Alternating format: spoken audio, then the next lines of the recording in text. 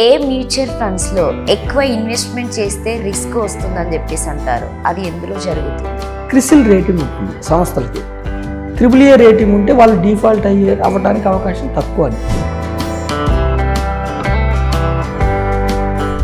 HDFC కానీ, SBI కానీ, ఇన్ఫోసిస్ కానీ, టాటా కానీ వాళ్ళు ఏం చేస్తారంటే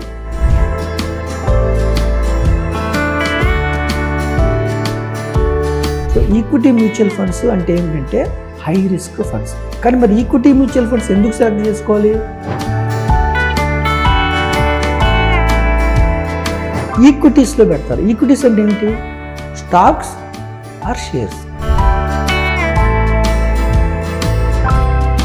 సెక్టార్ ఫండ్స్ అని ఉంటాయి, హైబ్రిడ్ ఫండ్స్ అని ఉంటాయి, large cap, mid cap, small cap, ఇలా.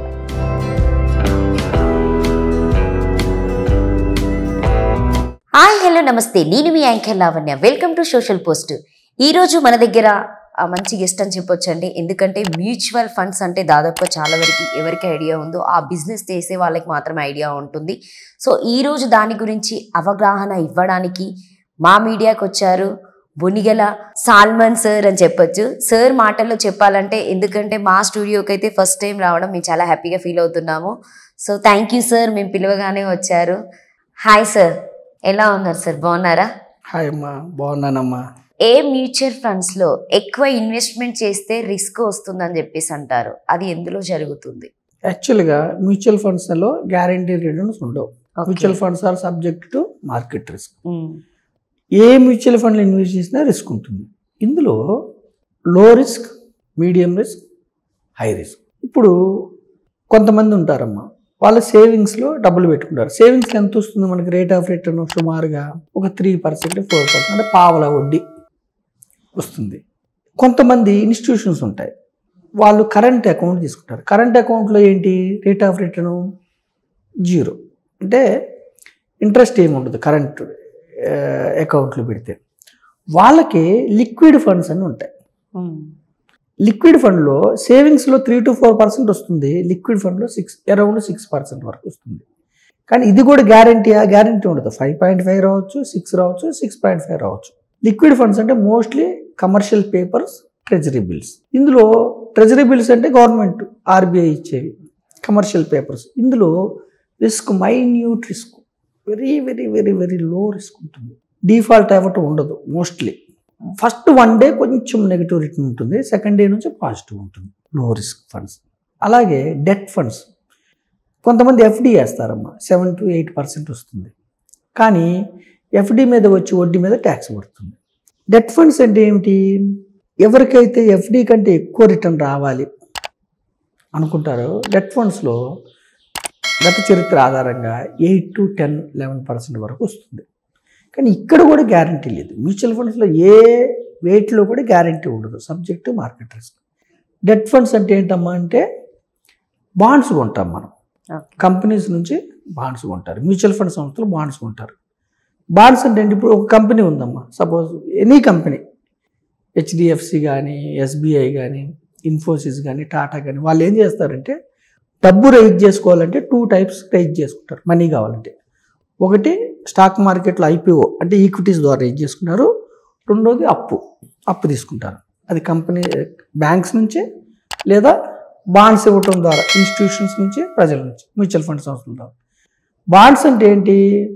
ఇప్పుడు బాండ్స్లో కూడా రేటింగ్ ఉంటుంది. మనకి ఇండివిజువల్కి ఎలా రేటింగ్ ఉంటుందో సిబిల్ రేటింగు, డిఫాల్ట్ అవ్వని వాళ్ళని, సిబిల్ ఎక్కువ ఉందనుకోండి వాళ్ళు డిఫాల్ట్ అయ్యే అవకాశాలు తక్కువ, వీళ్ళ యొక్క రుణం ఇంతకుముందు తీసుకున్న రుణం మీద జాగ్రత్తగా కడుతున్నారని సిబిల్ రేటింగ్. అలాగే క్రిసిల్ రేటింగ్ ఉంటుంది సంస్థలకి. AAA రేటింగ్ ఉంటే వాళ్ళు డిఫాల్ట్ అవ్వడానికి అవకాశం తక్కువ అని. అలాంటి AAA రేటింగ్, AA రేటింగ్, అలాంటి రేటింగ్ ఉన్న సంస్థల నుంచి బాండ్స్ కొంటారు. వాటిని అలా 30 నుంచి ఒకే కంపెనీ, ఎప్పుడైనా మ్యూచువల్ ఫండ్స్ ఒకే కంపెనీ బాండ్ కొంటే అది ఆ కంపెనీ డిఫాల్ట్ అయితే ఇన్వెస్టర్కి లాస్ వచ్చేస్తుంది. అలాగే ఈక్విటీ మ్యూచువల్ ఫండ్లో ఒకే కంపెనీ స్టాక్ కొంటే ఆ కంపెనీ దివాలా తీస్తే ఇన్వెస్టర్ 0 అయిపోద్ది. అందుకే మ్యూచువల్ ఫండ్ సిద్ధాంతం ఏమిటంటే 30 to 50 companies, minimum 30 to 50 companies, equity అయితే 30 to 50 కంపెనీస్ షేర్స్ కొంటారు. డెట్ ఫండ్స్ అయితే 30 to 50 కంపెనీస్లో బాండ్స్ కొంటారు. ఓ ఏమవుతుంది అప్పుడు, ఒక కంపెనీ పొరపాటున నష్టం వచ్చి వడ్డీ కట్టలేకపోయినా కానీ ఇన్వెస్టర్కి పెద్దగా ఎఫెక్ట్ పడదు. 9% వచ్చే బదులు 8.75 అలా వస్తుంది. సో డెట్ ఫండ్స్ అంటే ఏమిటి, మనం కమర్షియల్ పేపర్స్లో, ట్రెజరీ బిల్స్లో అలాగే కొద్దిగా పర్సెంట్ అందులో పెట్టి ఎక్కువ పర్సెంట్ బాండ్స్ కొంటారు. వాటిని డెట్ ఫండ్స్. డెట్ ఫండ్స్ ఎవరు సూటబుల్, ఎవరైతే 6 months అబోవ్ ఉండి ఇన్వెస్ట్ చేస్తామని 3 years లోపు 3 to 4 years వాళ్ళకి డెట్ ఫండ్స్ సూటబుల్. ఎఫ్డి కంటే ఎక్కువ రిటర్న్ వచ్చే అవకాశం ఉంటుంది కానీ గ్యారంటీ ఉండదు. అలాగే హై రిస్క్ ఫండ్స్ అంటే ఏమిటంటే అమ్మ, ఈక్విటీ మ్యూచువల్ ఫండ్స్ని హై రిస్క్ ఫండ్స్ అంటారు.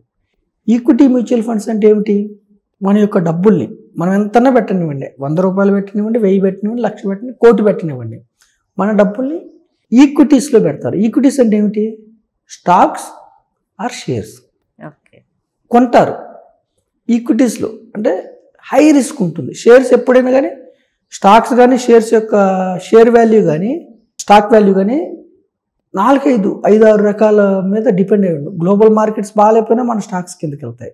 బాంబ్ బ్లాస్ట్లు అయినా, సెంట్రల్ గవర్నమెంట్ బాగాలేకపోయినా, మాన్సూన్స్ సరే టైంకి రాకపోయినా, చిన్న విషయానికి ఈక్విటీస్లో వొలాటిలిటీ అంటే పెరగటం తగ్గటం, హై రిస్క్ ఉంటుంది. సో ఈక్విటీ మ్యూచువల్ ఫండ్స్ అంటే ఏమిటంటే హై రిస్క్ ఫండ్స్.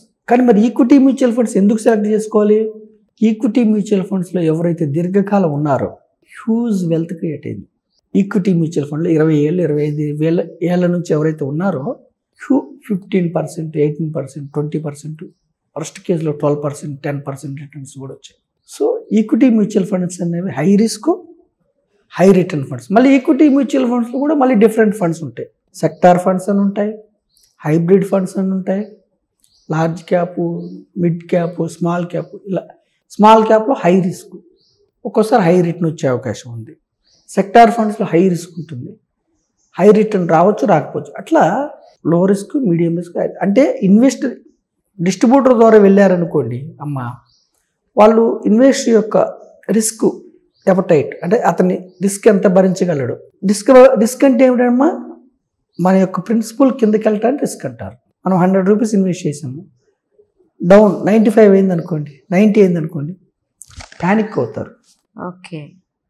ఇన్వెస్టర్ యొక్క ఇప్పుడు యూత్ ఉన్నారు, సపోజ్ ఒక 25 years రిటైర్మెంట్ కోసం పెట్టాడు, మధ్యలోకి డౌన్ అయితే కూడా మళ్ళీ బౌన్స్ బ్యాక్ అవుతాయి, అట్లా రిస్క్ భరించే సామర్థ్యం ఉన్న వాళ్ళకి మ్యూచువల్ ఫండ్స్ వెరీ సూటబుల్. పెద్దవాళ్ళు ఉంటారు, వాళ్ళు రిస్క్ భరించే శక్తి ఉండదు, 60 years 65 years వాళ్ళకి కొంచెం వచ్చినా కానీ గ్యారంటీడ్ కావాలి. అలాంటి వాళ్ళకి రిస్క్ అర్థం చేసుకుంటే మనం మ్యూచువల్ ఫండ్స్ ఇవ్వచ్చు.